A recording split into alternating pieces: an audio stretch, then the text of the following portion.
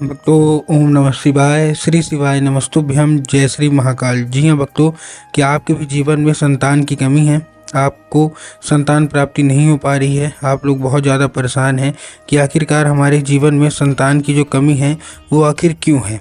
आपने बहुत ज़्यादा प्रयास कर लिया, बहुत ज़्यादा डॉक्टर को दिखा लिया, हर एक चीज़ कर लिया, लेकिन फिर भी ना संतान की जो प्राप्ति है वो नहीं हो पा रही है।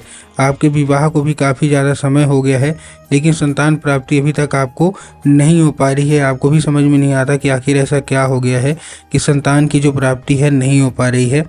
तो आपको परेशान होने की कोई भी आवश्यकता नहीं है, क्योंकि आज जो मैं आपको उपाय बताने वाला हूँ, अगर केवल और केवल आपने उतना ही उपाय कर लिया तो अवश्य रूप से संतान की जो प्राप्ति है ना वो होगी ही होगी। क्या करना है, कैसे करना है, पूरा का पूरा आपको बताने वाला हूं, तो बस उपाय ध्यान से सुन के अच्छे से करिएगा ज़रूर। क्या करना है, कैसे करना है, मैं पूरा आपको समझाने वाला हूं। देखिए, आपको भी पता है कि पूज्य गुरुदेव की जो कथा होती है ना, उसमें लाखों की भीड़ आती है। कैसे भीड़ आती है? लाखों की भीड़ आती है। और जब गुरुदेव की कथा में लाखों की भीड़ आती है तो वहाँ ज़्यादातर जो भक्त होते हैं ना, वो क्या करते हैं, पत्र के द्वारा अपनी इच्छा और पत्र के द्वारा अपनी मनोकामना जो है वो गुरुदेव तक पहुंचाते हैं। तो अभी गुरुदेव की कथा चल रही थी, आज से 4 से 5 महीना पहले की बात है। गुरुदेव की क्या है, कथा चल रही थी, और गुरुदेव की कथा में लाखों की भीड़ आई। जब गुरुदेव की कथा में लाखों की भीड़ आई तो वहाँ ज़्यादातर जो भक्त थे उन्होंने क्या किया, पत्र के द्वारा अपनी इच्छा और पत्र के द्वारा अपनी जो मनोकामना थी ना वो गुरुदेव तक पहुँचाई। अब जब गुरुदेव ने पत्र पढ़ा तब गुरुदेव ने देखा कि ज़्यादातर जो भक्त हैं ना उनकी क्या है, केवल केवल एक ही इच्छा और एक ही मनोकामना है। क्या? कि गुरुदेव, हमारे जीवन में ना संतान प्राप्ति नहीं हो पा रही। हम लोग बहुत ज़्यादा परेशान हैं कि आखिरकार हमारी ज़िंदगी में संतान की जो कमी है वो क्यों ऐसी बनी हुई है। हमारे जीवन में संतान की जो प्राप्ति है ना वो क्यों नहीं हो पा रही है। हमने बहुत ज़्यादा डॉक्टर को दिखाया, बहुत ज़्यादा प्रयास कर लिया कि संतान हो जाए, लेकिन नहीं हो पा रही है। हमारे विवाह को भी काफ़ी ज़्यादा समय हो गया है।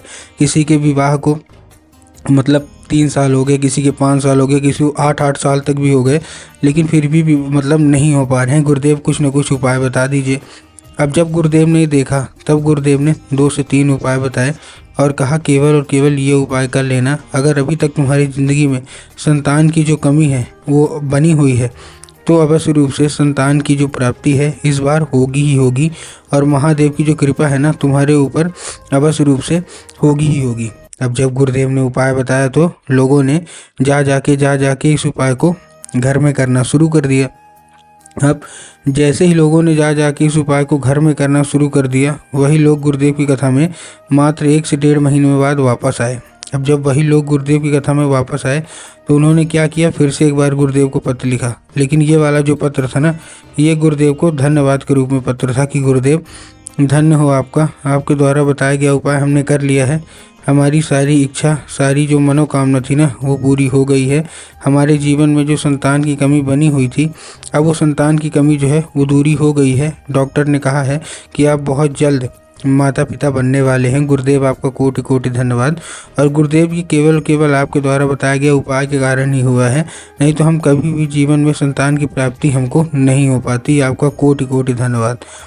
तो देखिए, जो लोग भी मेरी आवाज़ अभी सुन रहे हैं ना, अगर आपको भी जानना है कि आखिर ऐसा कौन सा उपाय है जिसको करने मात्र से सारी इच्छा, सारी जो मनोकामना है वो पूरी हो जाती है, और संतान प्राप्ति जो कि बरसों से नहीं हो पा रही थी तो अचानक से हो जाती है। तो चलिए हम बताते हैं आपको आज की इस वीडियो के माध्यम से कि आपको करना क्या है।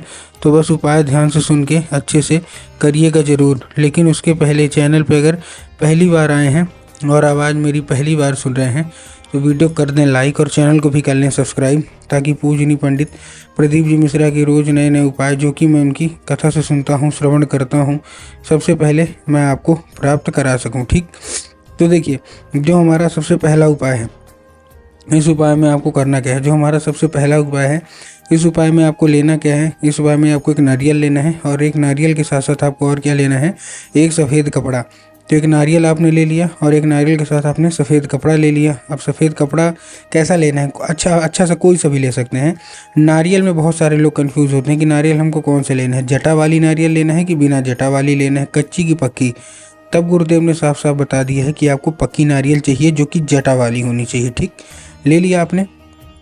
अब लेने के बाद आपको करना क्या है, जैसे आपने लिया, लेने के बाद आपको चुपचाप एक सफ़ेद कपड़ा लेना है और जैसे हम लोग पोटली बांधते हैं ना, सेम टू सेम आपको क्या करना है, उसी पोटली में इसको बांध लेना है। ठीक, बांध लिया। अब बांधने के बाद आपको करना क्या है, जैसे आपने बांधा, बांधने के बाद आपको चुपचाप उस नारियल में थोड़ा सा एक दो मतलब हाथ से चंदन लगा देना है। ठीक, थोड़ा सा लाल चंदन लगा दीजिएगा अपनी उंगली से। और इसको लगाने के बाद आपको क्या करना है, चुपचाप पहुंच जाना है कहाँ, सीधा सीधा शिव मंदिर। अब जैसे आप शिव मंदिर पहुंचेंगे, सबसे पहले आपको दक्षिण दिशा में खड़े होना है और उत्तर की ओर अपना चेहरा कर लेना है।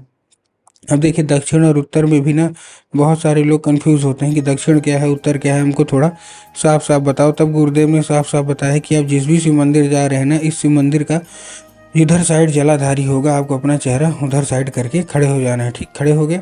अब खड़े होने के बाद आपको एक नाम लेके, कौन सा, महादेव का बहुत ही सुंदर सा नाम है, श्रम्भेश्वर महादेव। तो आपको श्रम्भेश्वर महादेव का नाम लेके उन्हीं का स्मरण करके आपको चुपचाप क्या कर देना है, अर्पित कर देना है बस।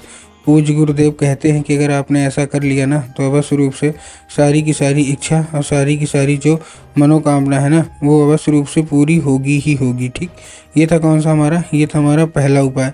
अब हम चलते हैं अपने दूसरे उपाय की ओर। अब देखिए, जो दूसरा उपाय है वो बहुत ही बड़ा उपाय है। ठीक, अगर इसको आपने कर लिया ना, तो अवश्य रूप से संतान की जो प्राप्ति है वो होगी ही होगी।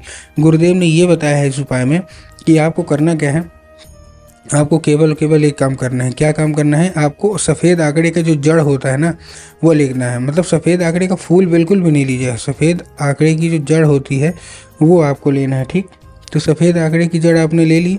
अब सफ़ेद आंकड़े की जड़ लेने के बाद आपको करना क्या है, जैसे आपने सफ़ेद आंकड़े की जड़ लिया, सफ़ेद आंकड़े की जड़ लेने के बाद आपको एक लाल धागा लेना है। और लाल धागा लेने के बाद आपको उसी सफ़ेद आंकड़े की जो जड़ है उसको आपको अच्छे से लाल धागे में बांध लेना है। ठीक, बांध लिया। अब बांधने के बाद आपको करना क्या है, जैसे आपने बांधा, बांधने के बाद उसको लेके पहुंच जाना है कहाँ, सीधा सीधा शिव मंदिर।